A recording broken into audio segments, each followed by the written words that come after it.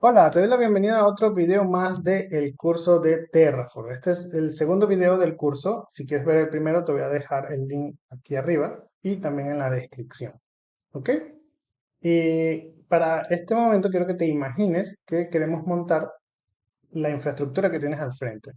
Tenemos una pequeña infraestructura que va a soportar una aplicación web que tiene un frontend, un backend y una base de datos. El RDS es un servicio de Amazon que levanta motores de base de datos. Acá vamos a colocar nuestra base de datos que va a soportar, es decir, toda la estructura de data que va a soportar nuestra aplicación, la lógica de nuestra aplicación. Dentro del EC2 vamos a guardar nuestra API, va a ser el backend. En el S3 vamos a poner el frontend y aquí vamos a configurar el dominio para que se pueda unir todo. En este video no voy a desplegar nada, solo voy a hablar de cuáles son los componentes que vamos a necesitar en Terraform para poder hacerlo funcionar, para poder hacer funcionar esto. Mucho más adelante vamos a desplegar algo, pero será ya en la parte práctica. Ahorita vamos full teoría, así que vamos a pasar. Si yo quisiera traducir esa infraestructura a código de Terraform, tendría que generar mínimo 4 pedacitos que van a ser estructuras dentro del código llamadas resource. Un resource para el RDS, un resource para el EC2, un resource para el S3 y igual para el router 53. ¿Entiendes? Cada servicio es un pedacito de código. ¿Ok?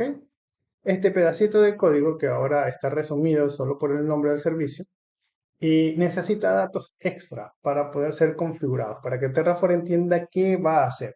Entonces, por ejemplo, en el primero necesitamos nombre, región, VPC, subnet. Este tipo de datos se lo podemos pasar de muchas formas. ¿Ok?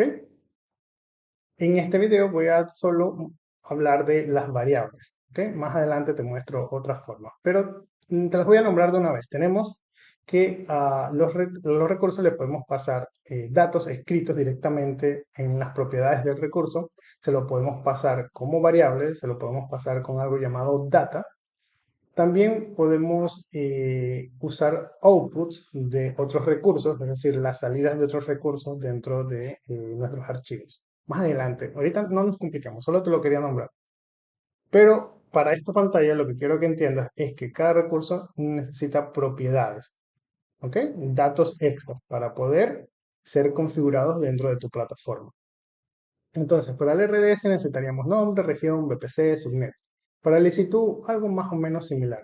Si te das cuenta en la gráfica, tenemos la región definida aquí y tenemos una VPC.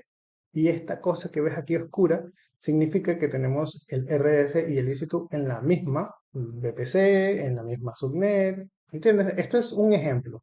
Pero ya quiero que te vayas imaginando que hay algunas cosas que, que son datos que vamos a compartir entre recursos. El S3 en este caso puse que no necesitamos nada, pero realmente para tú crear un S3 necesitas al menos el nombre. Y el router 53 necesitamos el nombre de dominio que queremos crear y rutas a la cual el router 53, router 53 deba apuntar, ¿ok? En este caso, esta es la data que necesitamos, mínima, y con esto se supone que funcionaría. Ahora, cuando tú creas un recurso con Terraform, este recurso genera datos. Terraform por detrás, eso no sabes ni cómo lo haces, yo ni siquiera lo he investigado, pero él hace lo siguiente. Él crea el recurso y asocia de alguna manera, quizás con el archivo state o con alguna otra cosa, asocia tu código que acabas de crear con el recurso que se acaba de desplegar dentro de la cuenta, ¿ok? Entonces tú podrías acceder a las datas de ese recurso dentro de tus archivos de Terraform y poder usar esa data. Entonces, los recursos, aparte de datos, también generan datos que podrían ser usados para otros recursos, ¿ok? Entonces, por eso tenemos acá un ejemplo. El RDS generaría un URL de conexión y unas credenciales. El EC2 generaría un IP y un ARN. Hay más datos, hay un montón de datos por recurso. Cada recurso tiene sus propios datos de entrada y sus propios datos de salida. Pero en este caso te estoy dando específicamente lo que podríamos usar. S3 podríamos usar el ARN y el URL del S3. El router 53 podríamos usar el ARN para configurar algunas otras cosas. ¿Ok? pasemos. Te comenté de que necesitamos como que datos de entrada eh, y podríamos tener datos de salida, pero no es tan fácil así. Hay algunas cosas. Si entramos un poquito más en el tema de Terraform, vamos a encontrar que nuestro recurso puede usar datos de servicios ya creados. Entonces podríamos simplemente con código de Terraform apuntar a esos servicios y usar la data que tiene ese servicio. Incluso podríamos crear, como ya te había comentado, dentro de nuestros archivos Terraform y jalar data de allí hacia nuestro recurso. Solo quiero que te quede eso claro. Podemos usar data de recursos existentes, recursos creados por nosotros, o pasarle datos como en la región, la VPC, de manera escrita, así con variables. ¿Ok? Ahora, si entramos más a detalle de cómo se escriben estos recursos, vamos a poder encontrar la siguiente estructura. Necesitamos escribir cada vez que queramos crear un servicio el siguiente apartado. Necesitamos escribir resource seguido del nombre del recurso según lo haya definido Terraform. Terraform tiene una lista de componentes que puede crear. Para esta lista tienes que ir a la página de Terraform, la documentación, y buscar el servicio que deseas. ¿Ok? Normalmente es como que AWS- el nombre del servicio, por ejemplo, AWS-EC2, RDS, instancia de RDS, algo así. Ya poco a poco lo iremos viendo. Pero este nombre es específico de Terraform. Aquí no tienes que inventar nada, tienes que irlo a buscar dentro de la documentación de Adobe, de la documentación de Terraform. Ahora, el identificador sí es algo que debes colocar tú. Es algo que identifica el recurso, pero para ti. Es para que lo puedas reusar. Es como, por ejemplo, si le dices a Terraform, oye, quiero un RDS llamado mi RDS principal. Y luego pones, quiero un RDS secundario. ¿Entiendes? Entonces, cada vez que te quieras referir a esos, vas a tener que escribir el nombre del identificador. Por ejemplo, RDS punto secundario y te estarás hablando de tu segundo recurso de RDS. ¿Entiendes? Algo así. Y más adelante lo vamos a ver, pero esta palabra lo que quiero es que es tu nombre de recurso, ese es propio tuyo y tiene que ser único en tus archivos.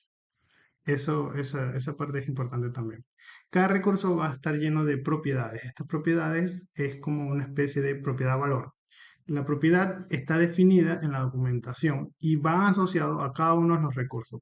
No es lo mismo crear un RDS, porque el RDS te pedirá un motor de base de datos, por ejemplo, a crear un EC2, que el EC2 lo que no tiene motor. Entonces, la misma propiedad no funcionaría dentro del EC2.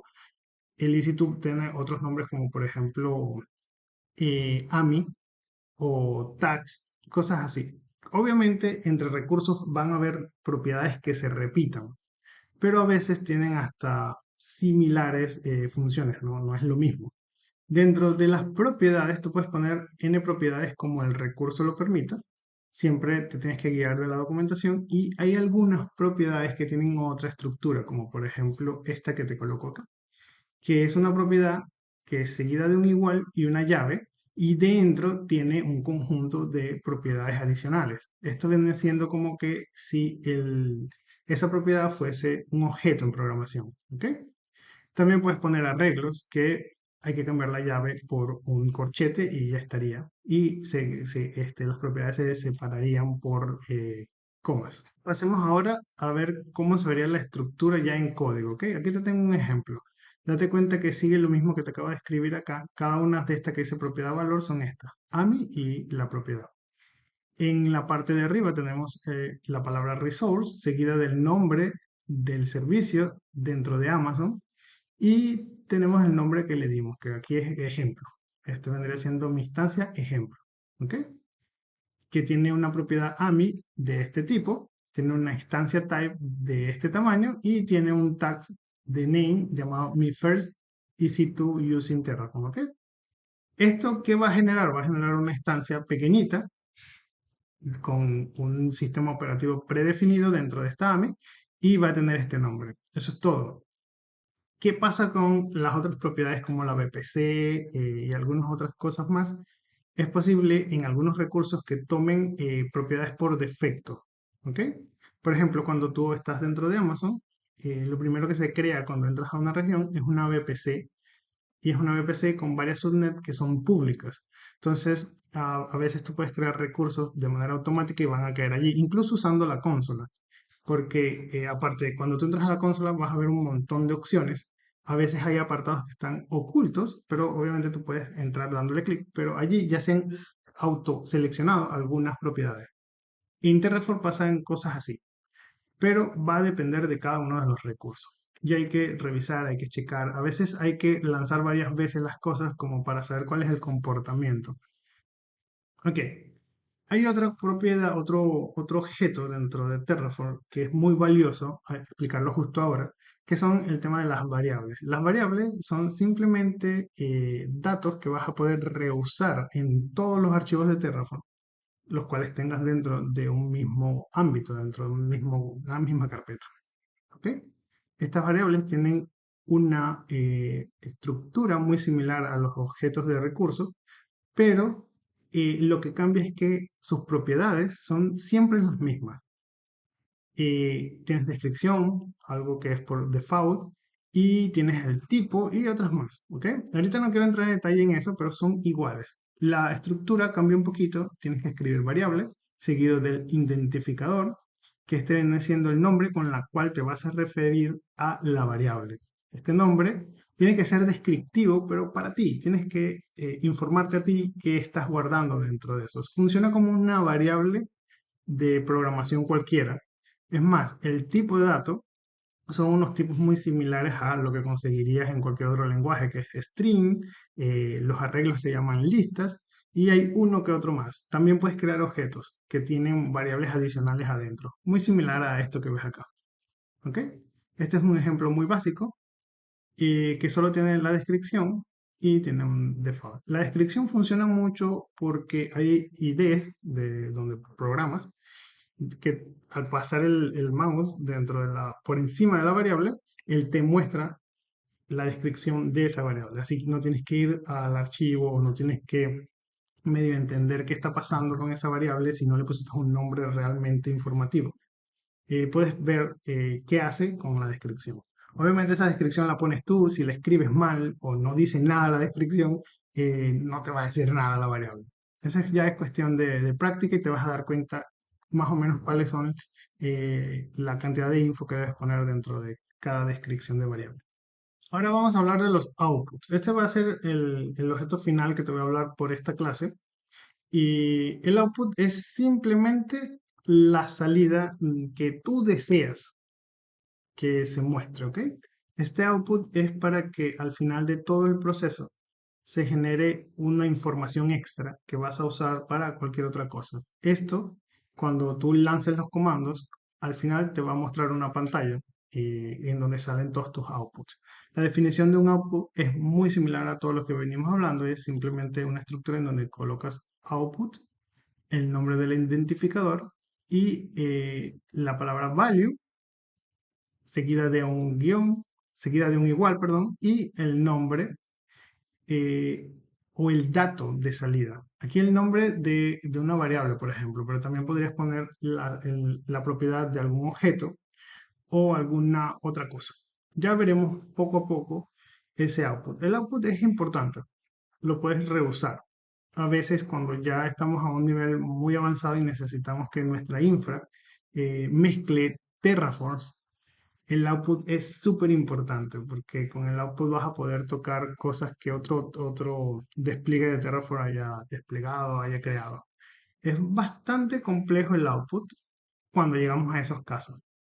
Pero por ahora es simplemente mostrar información. Lo vamos a tomar como eso, mostrar una información que deseamos visualizar al final del proceso, ¿ok?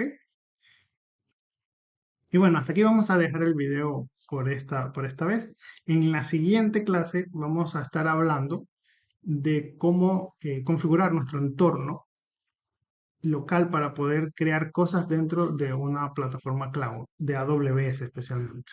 Así que vamos a estar viendo qué es un provider, cómo declarar nuestras credenciales, los tipos de declaración de credenciales, también la instalación. Es posible que primero salga la instalación y luego el tema de la configuración, porque si no creo que voy a hacer un video muy largo.